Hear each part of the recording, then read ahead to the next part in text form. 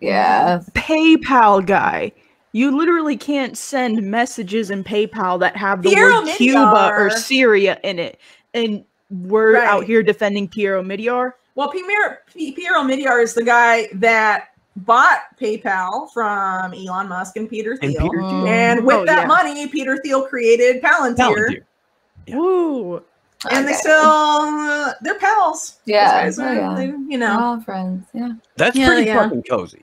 It is. And those of us who were making legitimate, accurate criticisms of The Intercept, and dude, you got shit on for that. Oh yeah, and I got shit on by people that were supposed to be, you know, an independent media for an article where I was defending Assange because Greenwald and Snowden were part of the Freedom of the Press Foundation that cut off WikiLeaks a major avenue of donations to them. Yep. And it was actually Assange who tweeted out this picture of all these rats drinking milk and said, this is the FPF, which of course includes Greenwald and Snowden.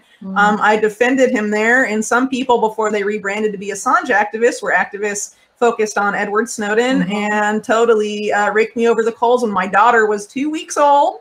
It was my first, I couldn't afford to take maternity leave. So it was my first article back, and I literally got brutally smeared and attacked by someone who is still yet to apologize to me, even though I was right. So, you know, good times. Being right super early does suck, I will tell you. I get, I mean, I don't talk about this stuff. I get smeared and attacked and actually threatened pretty regularly. Part of why I'm not really interested on being Twitter right now, because I have a lot of other stuff going on and I don't really want to focus on that. And honestly, I feel like in the past couple months, Twitter has gotten even crazier than it's ever been, but maybe that's because I have a lot of followers. I don't know. It's a little nuts. It's so negative. Sometimes you're just like, you can focus your time on better things. That just has to be super frustrating. But like when I had Patreon, before they took me off, I would have people that would pay me $1 just so they can send me a death threat that they know I would see, and stuff like that.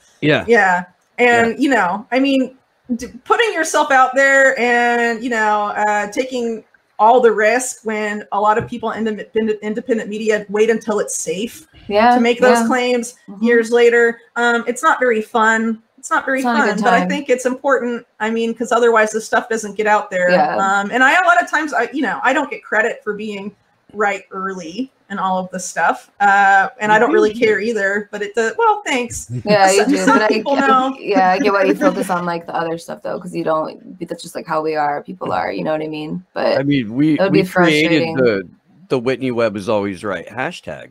We did. Well, I mean, okay, so I'm not always right. I mean, everyone does make mistakes, and I am a human being. I mean, I appreciate the sentiment there. But, you know, if you're trying to get the word out before either something goes down or you're trying to preempt a narrative, you know, you take a big risk professionally. I've been really doing that my whole career, even when I was at Mint Press, and I'm just kind of inclined to keep doing that because I honestly don't think enough people, at least now that I have a bigger platform, people with a platform my size, at least on Twitter and stuff like that, don't really do that anymore. And I really think that needs to change. So, you know, it's part of like leading by example, I guess, in that sense, but also like if I don't get it out there, I mean, who's going to get it out there? I mean, I think that's part of why I've overworked myself the past year, especially with COVID and stuff, because I was like, if I don't do this, who will? Because so many other people are just asleep at the freaking wheel.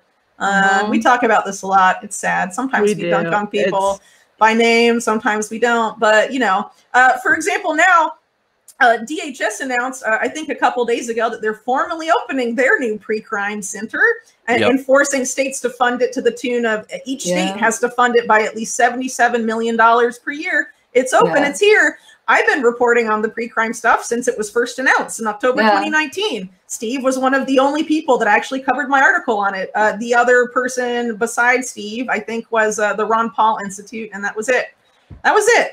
And no one else wanted to cover it, and now here we are. Here we are. The whole fucking time, too, Whitney. It's like, and when the pre-crime arrests started coming in January of this year, we were like, "Yo, been telling to talk about this for a long time, right?" And this is something that Ryan says all the time, that I am shamelessly stealing, because it's a tinfoil hat conspiracy until it's breaking news in a headline. Yeah.